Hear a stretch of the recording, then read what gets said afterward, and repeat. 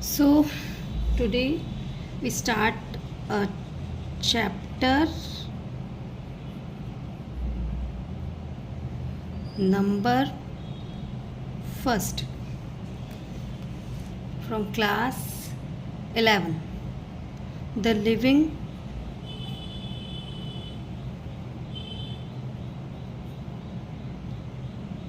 world.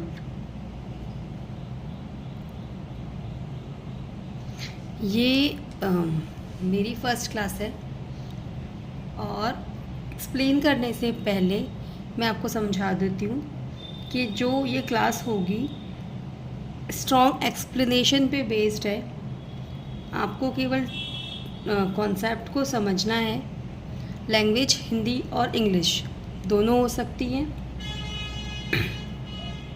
But the real point is कि topic आपको explain हो रहा है या नहीं। ठीक है, चीज़ों को सिंपल वे में पढ़ेंगे, समझने की कोशिश करेंगे कि टॉपिक आपसे क्या कह रहा है।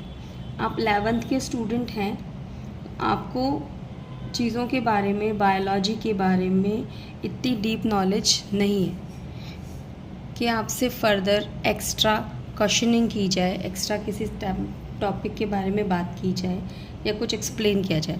सबसे पहले इम्पॉर्टेंट है कि टॉपिक आप इजीली समझने की कोशिश करें, देन फर्दर आप एक्स्ट्रा चीज़ों के बारे में पढ़ सकते हैं। ठीक है, अब यहाँ हम पढ़ने जा रहे हैं द लिविंग वर्ड।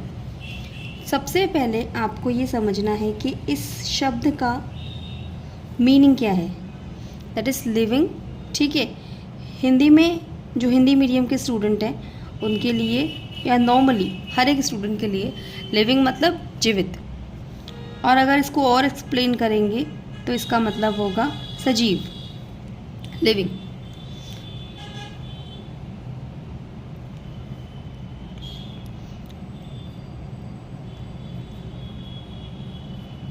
लाइफ। ठीक है, अब आपको लिविंग वर्ड के बारे में समझना है तो आपको ये भी पता होना चाहिए कि व्हाट इज़ दिस।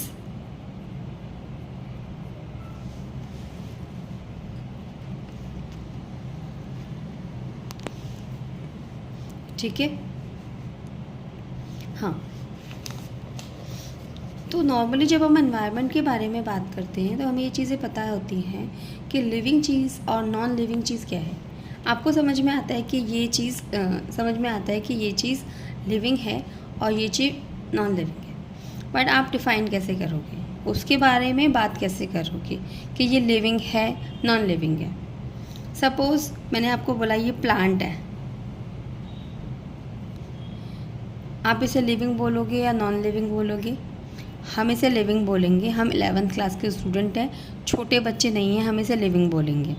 ठीक है, पर प्लांट तो मूव नहीं कर रहा है, पर इसके अंदर इंटरनल सेल्यूलर रिएक्शंस हैं।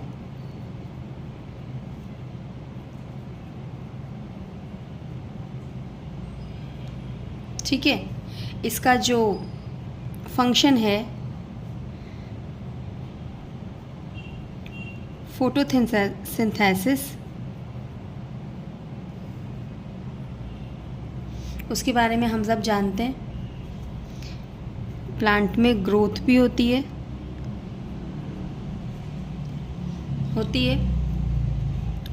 प्लांट में रेस्पिरेशन भी होता है।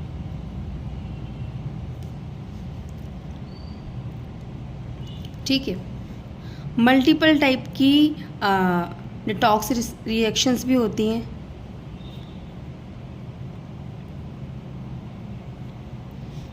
प्लांट के कुछ बाय प्रोडक्ट्स भी होते हैं या प्रोडक्ट्स भी होते हैं जिन्हें हम यूज़ करते हैं। मल्टीपल चीज़ें हैं जिनके वजह से आप कह सकते हो कि प्लांट लिविंग है। ठीक है, पर यही चीज़ क्या आप एक वॉल के बारे में बोल सकते हो? नहीं बोल सकते, क्योंकि वॉल नॉन लिविंग है। उसमें भी कुछ फिज़िकल चीज़ें होती हैं कि भाई पानी अगर वॉल पे लगता है तो वो उसको ऑब्जर्व करता है। कई चीज़ें ऐसी होती हैं जिसे उसके अंदर वो प्रोसेस है, फिज़िकल चीज़ें हैं, पर हम उसको लिविंग नहीं बोलेंगे। ठीक है, ऐसे ही सिंपली एनिमल के बारे में भी बात कर सकते हैं।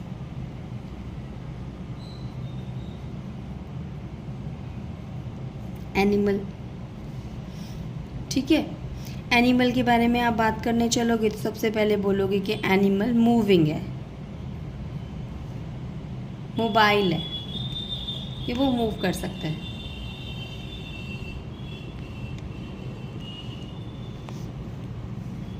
दूसरी चीज़ आप एनिमल के बारे में क्या बोलोगे? Can breath, exhalation, inhalation, this is called breath, and the actual process is respiration.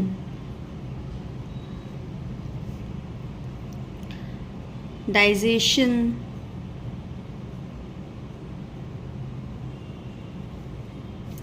Animal में भी ग्रोथ है।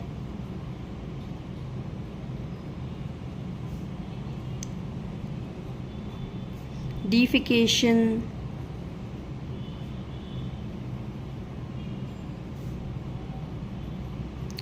हार्ट पंपिंग,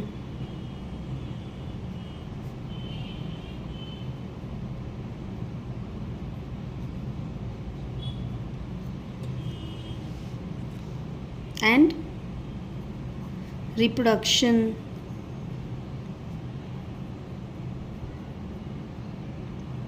ये आप सब जानते हो, ये सब चीज़ें आप एक एवरेज स्टूडेंट हैं तो आप ये सब चीज़ें जानते हैं। ठीक है, यहाँ हमें कोई इनिशियली चीज़ समझाने की ज़रूरत नहीं है कि मूविंग क्या है, ब्रीथ क्या है, रेस्पिरेशन क्या है। ये आप अपनी पहले वाली क्लासेस में इनके बारे में गो थ्रू होके आए हैं, पढ़ के आए हैं।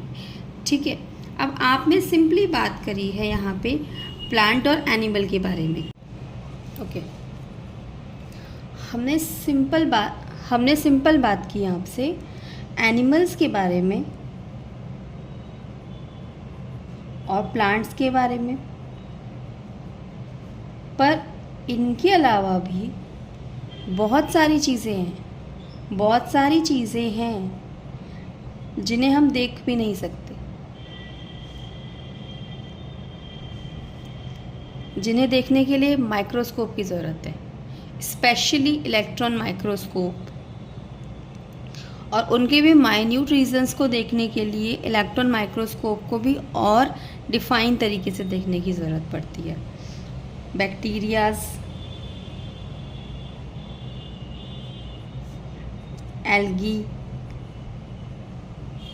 ये चीज़ें तो प्लांट में नहीं आ रही हैं, एनिमल में नहीं आ रही हैं, तो इन्हें कैसे डिफाइन करेंगे कि ये लिविंग है या नॉन लिविंग है?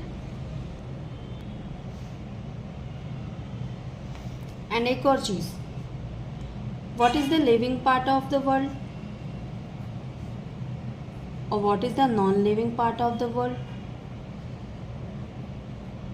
And what is their interaction, ये भी हमें समझना है कि living part non living part से कैसे इंटरेक्ट करता है। ठीक है, या non living part living part पे क्या इफ़ेक्ट करता है, living part non living part पे क्या इफ़ेक्ट करता है। ये सारी चीज़ें जो हैं, ये आपके चैप्टर का इंट्रोडक्शन है। इन चीज़ों के बारे में आपको एक्सप्लेन करना है, समझना है, और इनसे रिलेटेड ही क्वेश्चंस आपके पास में आएगा। ये जो मेरा एक्सप्लेनेशन है और जो होगा वो केवल आपकी एनसीईआरटी की बुक पे के अकॉर्डिंग है। इसमें कोई रेफरेंस बुक मैं यूज़ नहीं कर रही हूँ अभी इस क्लास के लिए या इस एक्सप्लेनेशन वीडियो के लिए। जस्ट योर एनसीईआरटी बुक, इसमें से जो एक भी वर्ड लिया गया है वो इस बुक में से लिया गया है। फर्दर एक्सप्लेनेशन के लिए कोई रेफरेंस बुक मैं यूज़ नहीं कर रही, क्योंकि सबसे पहले आपको आपकी बुक की नॉलेज होनी ज़रूरी है। उसी के हिसाब से आप रेफरेंस ले सकते हो। मल्टीपल रेफरेंस बुक हैं, पर first know your book, because it is the important book for you. For examination purpose. ठीक है, ये आपका इंट्रोडक्शन है। आपका चैप्टर आपसे क्या कहना चाह रहा है, क्या समझाना चाह रहा है, इसके बारे में हम आगे फर्दर पूरा पढ़ेंगे। Not so much difficult chapter, simple chapter है जो आपके आगे के चैप्टर्स के बारे में आपको फॉरवर्ड करता है, आगे लेके जाता है। ठीक है, इसके बारे में हम, इस चैप्टर के बारे में हम अच्छे से समझेंगे। So now this is your book. The topic is starting 1.1 diversity in the living world. If you look around, you see a large variety of living organisms, be it potted plants, insects, birds, your pets, or other animals and plants. There are also several organisms that you cannot see with your naked eye, but they are all around you. If you were to increase in the area that you make observations in, the range and the variety of organisms that you see would increase. Obviously, if you were to visit a dense forest, you would probably see as a much greater number and kind of living organisms in it. Each different kind of plants, animals and organisms that you see represent a species.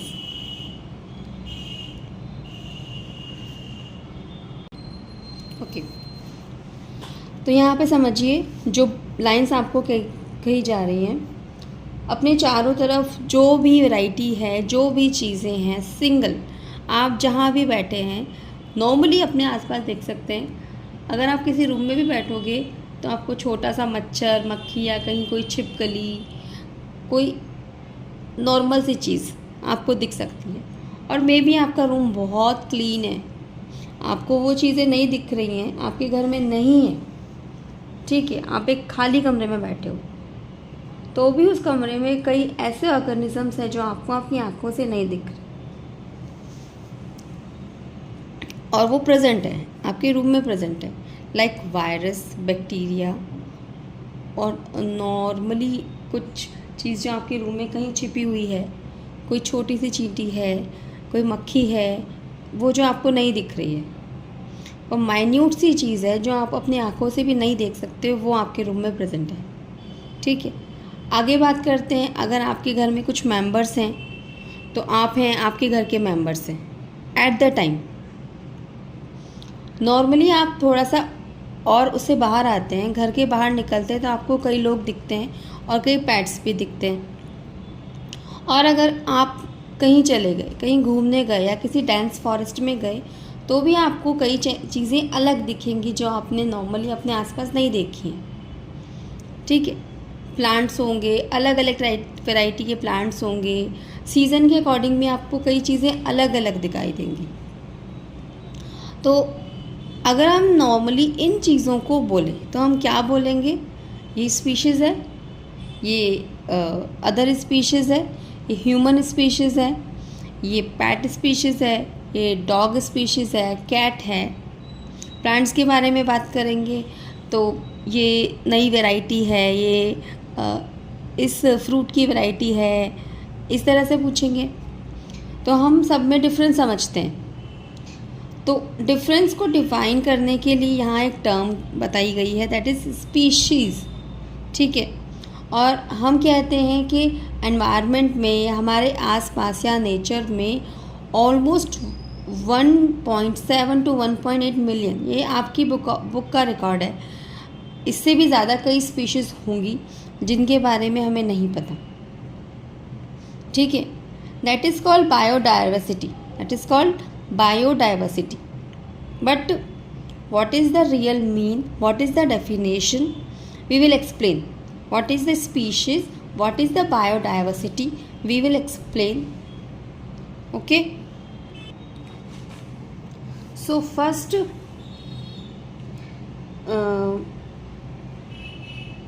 यहाँ पे species के बारे में हमें समझना है, ठीक है। आपकी बुक में और अच्छे से आगे समझाया जाएगा, पर आगे समझने से पहले इस टर्म को थोड़ा सा अपने माइंड में रखिए। स्पीशीज़ क्या है?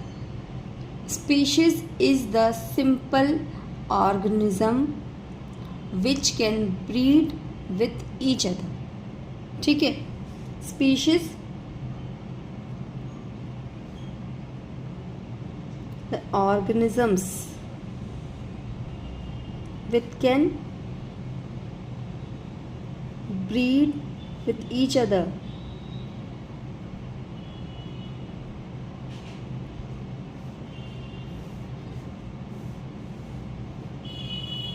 They reproduce their own progeny. Normal language में अगर बोले समझाएं तो हम ये कह सकते हैं स्पीशीज़ वो एनिमल्स या प्लांट्स या कोई भी ऑर्गेनिज्म है जो रिप्रोडक्शन कर सकते हैं as a male and female और अपनी प्रोजेनी जो एग्जैक्टली सेम दिखेगी प्रोड्यूस कर सकते हैं। ओके, एंड इनमें मल्टीपल एक्सेप्शंस वेरिएशंस होंगे और जीन थेरेपी, जेनेटिक्स और डीएनए की वजह से स्पीशीज़ में भी मैनिपुलेशन करके कुछ स्पेसिफिक तरह की वेराइटीज़, जीन्स ये सब बनाए जाते हैं, वो बाकी आगे की बातें। बट आपको ये समझना है कि species is the organism which can breed each other. इसके बारे में और एक्सप्लेन करेंगे जब इस टर्म को स्पेसिफिकली समझाया जाएगा। एक ही तरह के एनिमल्स, प्लांट्स या अदर ऑर्गेनिजम्स जो आपको नज़र आते हैं नॉर्मली देखने पे कि हाँ they are looking same, they are called species like human, dogs, cat. Plants में बात करोगे तो कोई भी स्पेसिफिक पेड़, मैंगो ट्री और समथिंग, कोई फ्लावर ट्री है जो सेम है, इट कॉल्ड स्पीशीज़, ठीक है। अब इसको और आगे एक्सप्लेन करेंगे जब इस टर्म को हम पढ़ेंगे। देन दूसरी चीज़ जो आपको बताई गई है, डाइवर्सिटी क्या है? Diversity is the presence of different type of organism around you.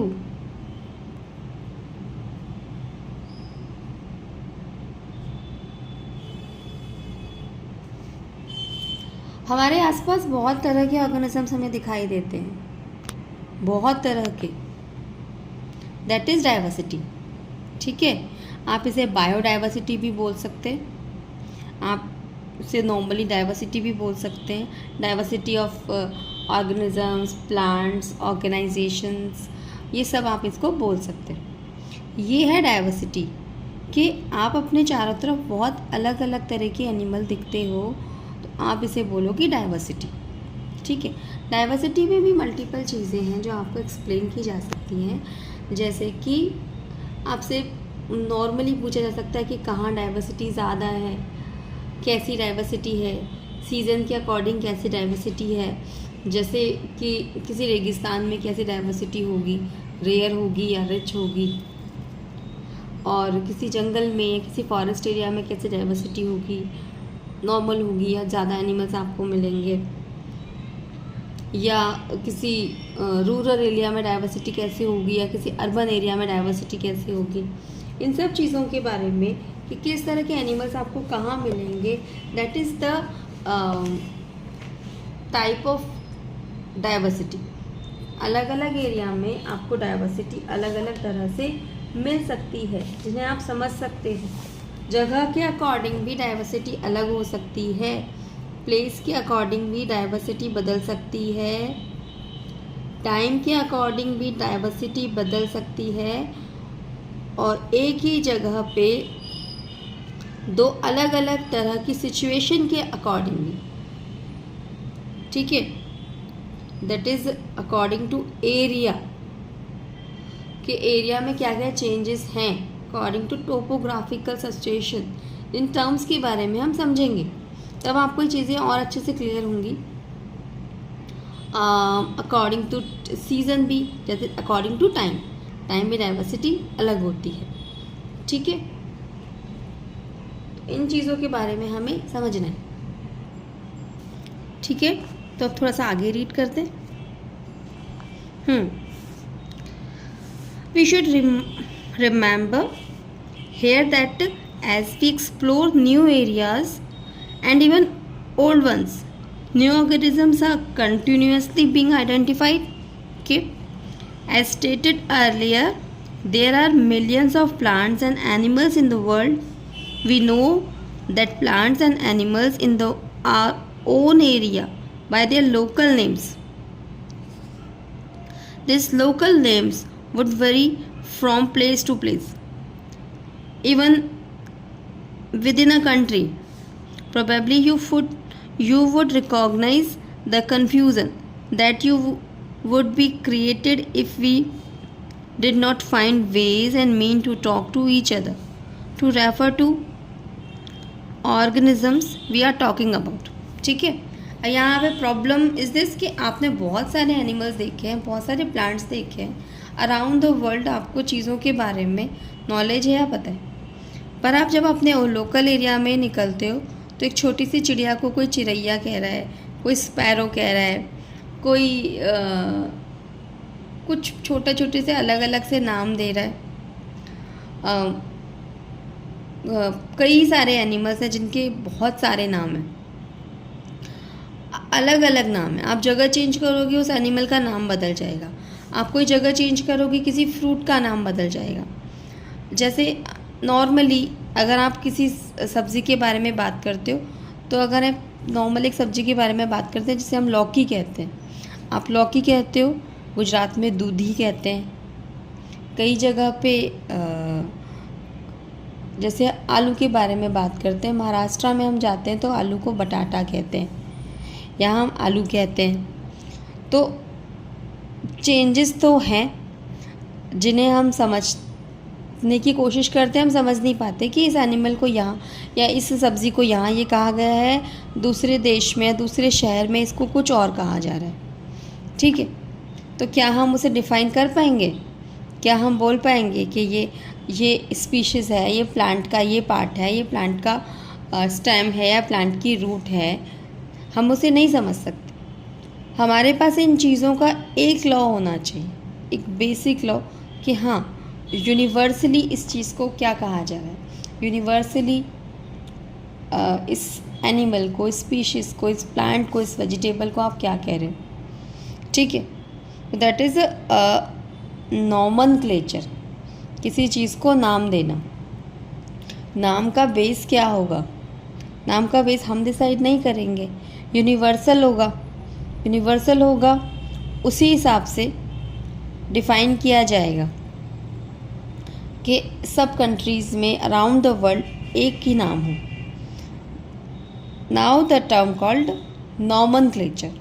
Nomenclature के बारे में समझना है कि नॉमनक्लेचर कैसे हुआ, कैसे किया जाता है, what is the basis of nomenclature, ये भी आपको समझना है।